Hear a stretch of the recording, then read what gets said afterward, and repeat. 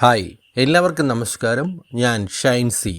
ഇന്നത്തെ വീഡിയോയിൽ നാം പരിചയപ്പെടുന്നത് ജനന സർട്ടിഫിക്കറ്റിൽ എങ്ങനെ പേര് ചേർക്കും എന്നുള്ള ചില സംശയങ്ങളെക്കുറിച്ചാണ് ഇന്നത്തെ വീഡിയോയിൽ ഞാൻ നിങ്ങളുമായി പങ്കുവയ്ക്കുന്നത്. നമുക്കറിയാം, പലരും ചിലപ്പോൾ ഹോസ്പിറ്റലിൽ പ്രസവം കഴിഞ്ഞതിന് ശേഷം പേര് ചേർത്തു എന്ന് വരില്ല. ചിലപ്പോൾ 2-3 വർഷങ്ങൾ കഴിഞ്ഞിട്ടായിരിക്കും ചിലപ്പോൾ പേര് ചേർക്കുന്നതിന് വേണ്ടി ഇവർ നെട്ടോട്ടമോടുന്നത്. അങ്ങനെയുള്ളവർക്ക് ഈ വീഡിയോ വളരെ ഉപകാരപ്രദമായിരിക്കും. ഈ വീഡിയോ നിങ്ങൾക്ക് ഇഷ്ടപ്പെടുകയാണെങ്കിൽ തീർച്ചയായിട്ടും ഈ ചാനൽ സബ്സ്ക്രൈബ് ചെയ്യുക. അതോടൊപ്പം തന്നെ നിങ്ങളുടെ സുഹൃത്തുക്കൾക്ക് കൂടി ഷെയർ ചെയ്ത് കൊടുത്താൽ അവർക്കും ഇതിലെ വിവരങ്ങൾ ചിലപ്പോൾ ഉപകാരപ്രദമായേക്കും. നമുക്കിനി വീഡിയോയിലേക്ക് കിടക്കാം. ഇതിനുവേണ്ടി നാം ആദ്യം ഗൂഗിളിൽ സേവന രജിസ്ട്രേഷൻ്റെ വെബ്സൈറ്റായ CR.LSG കേരള എന്ന വെബ്സൈറ്റ് നിങ്ങൾ സെർച്ച് ചെയ്യുക. അപ്പോഴേക്കും നിങ്ങൾക്ക് ഇങ്ങനെ ഒരു ഇൻ്റർഫേസ് ലഭിക്കുന്നതായിരിക്കും. ഈ വെബ്സൈറ്റിൽ നിന്ന് നിങ്ങൾ ഡിസ്ട്രിക്റ്റ് തിരുവനന്തപുരവും സെലക്ട് ചെയ്ത്, അതുപോലെ നിങ്ങൾ ഗ്രാമപഞ്ചായത്താണോ മുനിസിപ്പാലിറ്റിയാണോ കോർപ്പറേഷനാണോ എന്നുള്ളത് ക്ലിക്ക് ചെയ്യുമ്പോൾ ഇങ്ങനെ ഒരു ഫേസ് ഓപ്പണായി വരും. ഇവിടെ നമ്മൾ ഒരു ഇമെയിൽ ID ഉപയോഗിച്ച് ലോഗിൻ ചെയ്യേണ്ട ആവശ്യമുണ്ട്. ആദ്യമേ തന്നെ ഞാനിവിടെ ലോഗിൻ ചെയ്തിട്ടുള്ളതിനാൽ എൻ്റെ ഇമെയിൽ IDയും പാസ്വേഡും ഉപയോഗിച്ച് ലോഗിൻ ചെയ്തപ്പോൾ ഇങ്ങനെ രജിസ്ട്രേഷനുള്ള ഒരു വിൻഡോ ഓപ്പണായി വരും.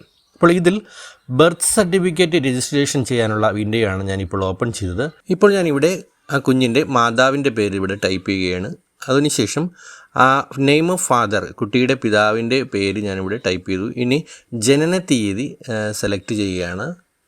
ജനന തീയതി ഈ കലണ്ടറിൽ നിന്നും സെലക്ട് തെറ്റാതെ അവിടെ അടിച്ചു കൊടുക്കുക. അതിനുശേഷം മെയിൽ ഓർ ഫീമെയിൽ എന്നുള്ളത് സെലക്ട് ചെയ്യുക. ഇനി ആ കുഞ്ഞിൻ്റെ പുതിയ പേര്, എന്ത് പേരാണോ അവിടെ കൊടുത്തിരിക്കുന്നത് സെലക്ട് ചെയ്ത് ആൽഫിയ മരിയ ജോൺ എന്നാണ് കുഞ്ഞിൻ്റെ പേര്. ആ പേര് ഞാനിവിടെ ടൈപ്പ് ചെയ്യുന്നു.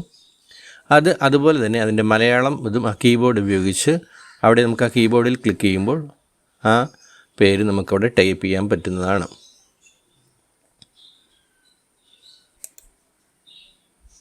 അതിനുശേഷം ഫാദറിൻ്റെയും മദറിൻ്റെയും കോൺടാക്റ്റ് നമ്പർ ഇവിടെ സെലക്ട് ചെയ്യുക.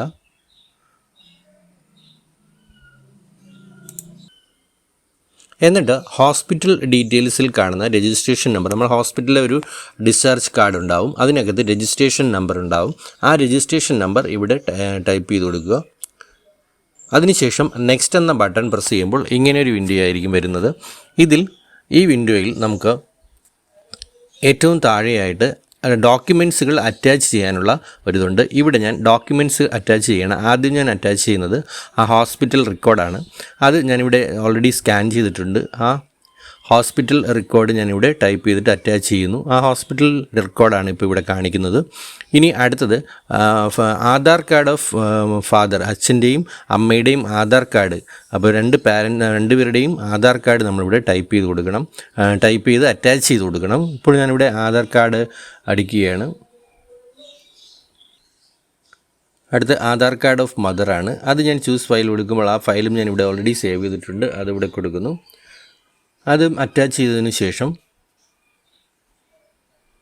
സേവ് ആൻഡ് പ്രിൻ്റ് കൊടുക്കുകയാണ്. സേവ് ആൻഡ് പ്രിൻ്റ് കൊടുക്കുക. അത് നമ്മൾ സേവ് ചെയ്യുന്നു. അപ്പോൾ പ്രിൻറ്റിൻ്റെ ഒരു ഓപ്ഷൻ വരുന്നു. ഈ പ്രിൻ്റ് വരുന്ന ഈ ഫയൽ എടുത്ത് ഇതിനെ നമ്മൾ പ്രിൻ്റ് ചെയ്ത് രണ്ടുപേരുടെയും സിഗ്നേച്ചർ ഇട്ട് നമ്മൾ പഞ്ചായത്തിൽ സബ്മിറ്റ് ചെയ്യണം. എല്ലാ ഡോക്യുമെൻറ്റ്സും വെച്ച്, ഡോക്യുമെൻറ്റ്സിൻ്റെ കോപ്പികൾ വെച്ച് നമ്മൾ പഞ്ചായത്തിലേക്ക് സബ്മിറ്റ് ചെയ്യുക. പഞ്ചായത്തിൽ സബ്മിറ്റ് ചെയ്ത് 2 ദിവസത്തിനകത്ത് ഈ സർട്ടിഫിക്കറ്റിൻ്റെ പൂർണ്ണ വിവരങ്ങളും കാര്യങ്ങളും തന്നെ പാരൻസിന് അവർ വിളിച്ച് നൽകുന്നതായിരിക്കും.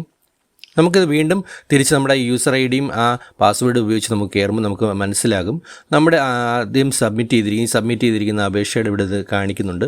അപ്പോൾ ഇതിൻ്റെ റിപ്പോർട്ട് നമുക്ക് ഇവിടെ ഇതിനകത്ത് അറിയാൻ പറ്റും. അപ്പോൾ ഈ ചാനൽ നിങ്ങൾക്ക് ഇഷ്ടമായിട്ടുണ്ടെങ്കിൽ തീർച്ചയായിട്ടും സബ്സ്ക്രൈബ് ചെയ്യുക. അതോടൊപ്പം തന്നെ നിങ്ങളുടെ സുഹൃത്തുക്കൾക്ക് കൂടി ഷെയർ ചെയ്ത് കൊടുക്കുക. താങ്ക്